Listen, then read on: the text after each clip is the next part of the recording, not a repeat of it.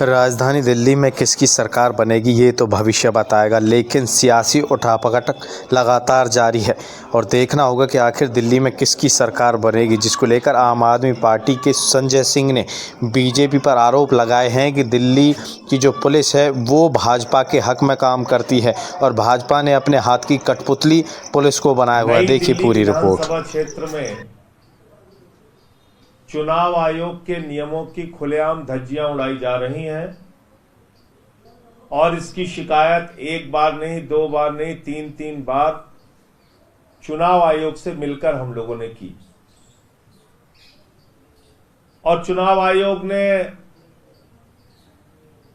कुछ कार्रवाई भी उस वक्त की, जैसे कि नाम काटने के मामले में, नाम डिलीट करने के मामले में थोड़े बहुत सुझाव हमारे माने उन्होंने और ये भरोसा दिलाया कि जब भी कुछ गड़बड़ होगी आप बताइएगा, हम उसका संज्ञान लेंगे, उस पर कार्रवाई करेंगे। लेकिन स्थितियों में कोई परिवर्तन नहीं हो रहा है। चीजें जस की तस बनी हुई हैं, पैसे बांटे जा रहे हैं, चादरें बांटी जा रही हैं, साड़ियां बांटी जा रही हैं, जूते बांटे जा रहे हैं, चश्मे बांटे जा रहे हैं और यही नहीं, सीना ठोक के बांटे जा रहे हैं। ट्विटर में फोटो डाली जा रही है, वीडियो डाला जा रहा है, उन पे कोई कार्रवाई नहीं होती। और आम आदमी पार्टी के कार्यकर्ता जो जाके डोर टू डोर कैंपेनिंग कर रहे हैं, प्रचार कर रहे हैं, उनको कभी बीजेपी के गुंडे मारते हैं और कभी दिल्ली पुलिस के लोग उठा के बंद कर देते हैं। कल एक ऐसा ही वाकया बीआर कैंप जो है 7 रेस कोर्स रोड पे, वहां के रहने वाले हैं बंटी शेखावत जी और बरसों से वहीं रहते हैं, आम आदमी पार्टी के कार्यकर्ता है। उनको अचानक पुलिस आती है और हमारे कुछ कार्यकर्ता जो और प्रचार कर रहे थे उनके साथ पकड़ के थाने में बंद कर देते हैं, तुगलक रोड थाने में। अब उस तुगलक रोड थाने में जब मैं पुलिस अधिकारियों को फोन करता हूं तो कहते हैं साहब ये शिकायत मिली है कि कुछ लोग संदिग्ध अवस्था में हैं जो प्रचार कर रहे हैं। अब आप देखिए, संदिग्ध अवस्था में है, प्रचार कर रहे हैं, ऐसी शिकायत मिली है। तो उसके बाद क्या किया उन्होंने? उस बंटी शेखावत के घर पे रात में 9:30-10 बजे के करीब पहुंच के पूरे घर की छापेमारी ली। मिला कुछ नहीं, मिलना भी नहीं था, पूरे घर की छापेमारी कर रहे हैं। ये क्या हो रहा है? चुनाव आयोग के नाक के नीचे हमारे कार्यकर्ताओं को मारा जा रहा है, पीटा जा रहा है, उनका उत्पीड़न किया जा रहा है, उनको प्रचार करने से रोका जा रहा है। अरे दिल्ली के अंदर भारतीय जनता पार्टी के लिए भी प्रचार करने को पूरे देश से कार्यकर्ता आए हुए हैं, आम आदमी पार्टी के लिए भी प्रचार करने के लिए जो भी हमारा जहां से समर्थक है वो आया है प्रचार करने। इसमें अपराध क्या है? और चुनाव आयोग इस पर कोई गाइडलाइन क्यों नहीं जारी कर रहा है? क्या पुलिस अधिकारियों को यह पता नहीं है? सेक्टर मजिस्ट्रेट, चुनाव के जो देखने वाले लोग हैं, मैं तो उस दिन खाली प्रेस कॉन्फ्रेंस पहुंचा करने के लिए तो फ्लाइंग स्क्वाड इनका आ गया कि भाई फ्लाइंग स्क्वाड वाले हैं ये चुनाव आयोग से। जब हमारे कार्यकर्ताओं को मारा जा रहा है, पीटा जा रहा है, कहां ये फ्लाइंग स्क्वाड? चुनाव आयोग कहां है? इसी तरीके से और फिर कल रात में मैं जब थाने में गया, वहां बैठा रहा, फिर आप लोग भी मीडिया वाले भी पहुंचे, तब जाके हमारे कार्यकर्ताओं को रात में छोड़ा गया। तो पहली बात तो चुनाव आयोग इस बात का संज्ञान ले और कतई बीजेपी को यह नहीं समझना चाहिए तुम हार रहे हो चुनाव बुरी तरीके से, बात बिल्कुल तय है।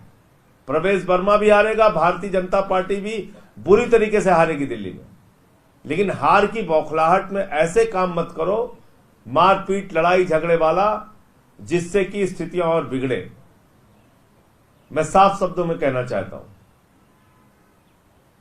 ये मान के कि हम लोग बहुत कमजोर हैं, निरीह हैं, आप रोज मारेंगे पीटेंगे, ये सब चलने वाला नहीं। गुंडागर्दी मत करो। यहां पे चुनाव लड़ना है, चुनाव लड़ो। दूसरा, ये एक मामला है कालका जी का। वहां पर रमेश बिधूड़ी के लोगों ने हमारे लोगों को मारा, कार्यकर्ताओं को।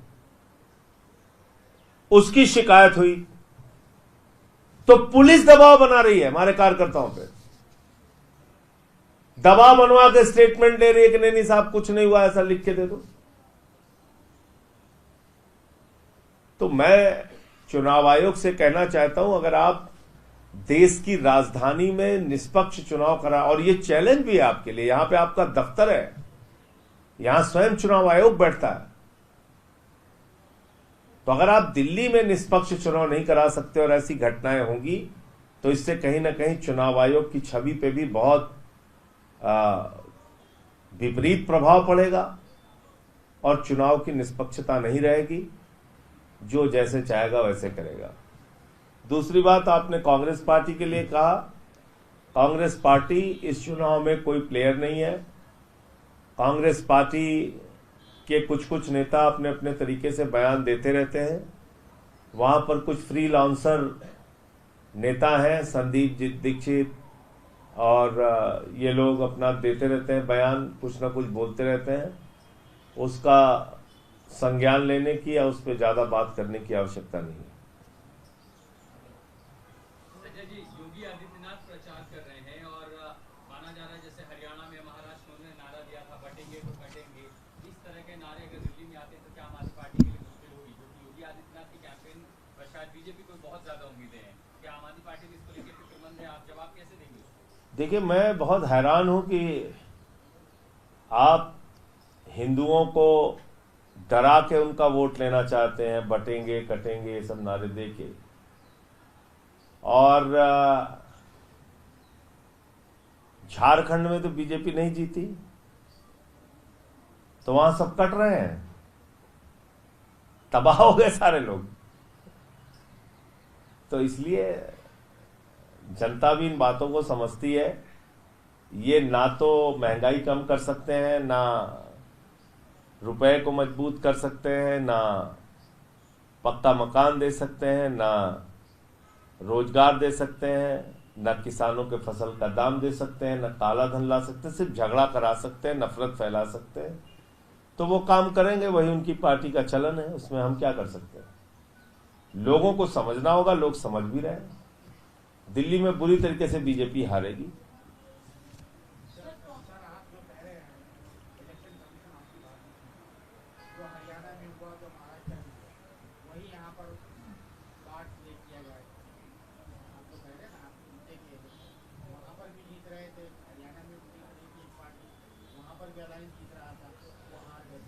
देखिए, वो उन्होंने जगने में थोड़ा विलंब कर दिया, हम जगे हुए हैं, तो हो सकता है उनके साथ जो हुआ वो भी एक कारण रहा कि हम जगे रहे।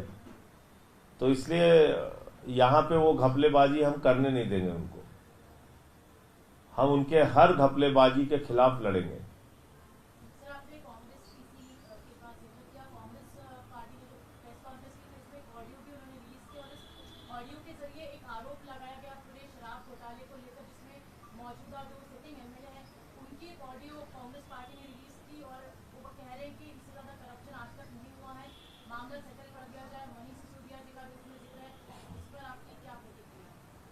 देखिए, ऐसा है